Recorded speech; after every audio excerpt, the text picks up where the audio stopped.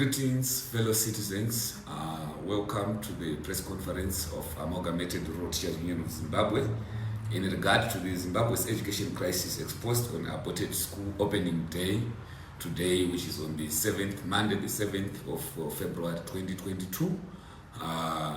My name is Robson Chere, the National Secretary General of Amalgamated Rural Teachers Union of Zimbabwe. With me is Comrade President Obert Masaraure, the National Secretary General of Amalgamated Rural Teachers Union of Zimbabwe, who is going to go through our press statement in regard to the school opening day today. Over to you, Comrade President. Thank you so much, Comrade SG. Thank you so much, members of the Fourth Estate, for taking time to be with us today as we share the story of what is happening in our schools today. You are well aware that our schools were scheduled to be opening today, but we can report to you at the moment that the Zimbabwean schools failed to open and the Zimbabwe's education crisis exploded. Teachers have stuck to their guns that they will not report to duty until they receive their pre-October 2018 salaries of USD 540. Learners are also battling to make it to the schools. Why? Because they cannot afford to pay the tuition fees, they cannot afford to buy the learning materials. You will appreciate that poverty in the Republic has reached alarming levels, where almost 18 million of our people are living in extreme poverty, and the same people are not able to be paying tuition fees, and so learners are failing to make it to the schools. Even school heads who are traditionally expected to be in schools, they are not in schools, so even gates to some schools failed to open. The Amalgamated Rural Teachers Union of Zimbabwe conducted a survey today, this morning. We managed at primary level to sample slightly above 10% of the total 6,797 primary schools in Zimbabwe. So we sampled 720 schools which were visited nationally. So this was 10 schools in each and every one of our 72 education districts. So our district leaders were just visiting 10 schools in their respective education districts. And we went on to do interviews from the total teacher population in our primary school. You know that we have 3,798 teachers in primary schools. We managed to sample around 5% of that total population. This is 3,798, which was a sample of the 75,960 population of teachers in primary schools, my bad. So we have 75,960 and we sampled 3,798. We interviewed 52 teachers in each and every education districts. At secondary level, we went on to engage 5% of our 47,839 teachers, which is 2,392 teachers we engaged. At least 33 teachers were interviewed in each and every one of the 72 education districts. Then we also managed to sample 298 schools at secondary level.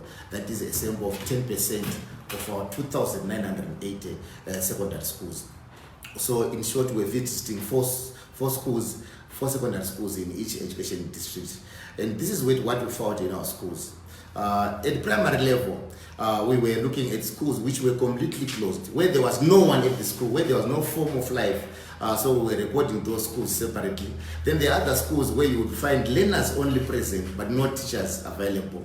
Then there's another category where you would find both the teacher and the learner being there. And we assumed that some learning and teaching was taking place because you would find the learner and the teacher present. We will tell you that out of the schools that we visited, only 237 were completely closed. Like 237 schools of our primary schools were completely closed. Then 468 only learners were present in 468 schools. But where teaching and learning, it was only in 15 schools. So this is in a total of 720 schools, and learning is taking place at 15 schools. And this is an assumption that learning is taking place was what we saw were teachers and learners milling around the school. So this is around 2% of our schools being open to learning. We went to our secondary schools, 98 schools were completely closed. Out of the 298 schools we visited, 98 were completely closed. 180 schools, this is where you would find learners who were unattended, learners who were running around in playing grounds, learners who were just making noise around the school.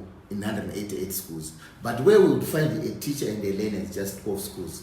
So at secondary level, only 4% of our schools were accommodating a teacher and a learner. And we assumed that maybe learning was taking place in those schools. We went on to do interviews with teachers. Like I said, we interviewed teachers from primary level, and the total number of teachers we interviewed from primary level was 3,798. From those 3,798, only 76 reported for duty. 76 teachers reported for duty. 3,722 from our sample did not report for duty. At secondary level, we engaged 2,392 teachers, which are 5% of the whole teacher population of 47,839. Only 96 teachers reported for duty. 2,296 did not report for duty. So it is apparent that no teaching and learning is taking place in over 96% of our schools. Some of the teachers who reported for duty today were saying they won't be reporting for duty tomorrow since they were overwhelmed by work. Those teachers who will continue reporting for duty are the ones receiving incentives from parents. The union did not gather statistics with regards to learner attendance. Why? Because there were no teachers to complete the attendance registers for learners. So we could not access the attendance registers. Traditionally, we rely on teachers to supply us with information on how many learners have made it to school. But today, there were no teachers in school, so we could not get those statistics. Some of our district leaders went on even to conduct random interviews with some parents, and the majority of the parents interviewed claimed that they were failing to raise resources for tuition fees and for learning materials for our learners. So the teachers are failing to make it to the school, learners are struggling to make it to the classroom, the schools remain closed, and the solution is to be found. We have made the following recommendations as a union. One, that all stakeholders should come together in dialogue and find solutions to the education crisis. When we say stakeholders for this sector, we are looking at the teacher side being represented by the trade unions who represent the worker side. We are also looking at the parent side being represented by the school development committees. We know the structures up to national level. We want them to be on the same table with the teacher unions. We want government to be on the same table. The Minister of Finance being there, the Minister of Public Service being there, the Minister of Primary and Secondary Education being also represented, so that we collectively dialogue on the way forward for our education sector, which is locked in a serious crisis. Secondly, we are demanding for the restoration of pre-October 2018 salary for teachers, because that's a minimum of 540.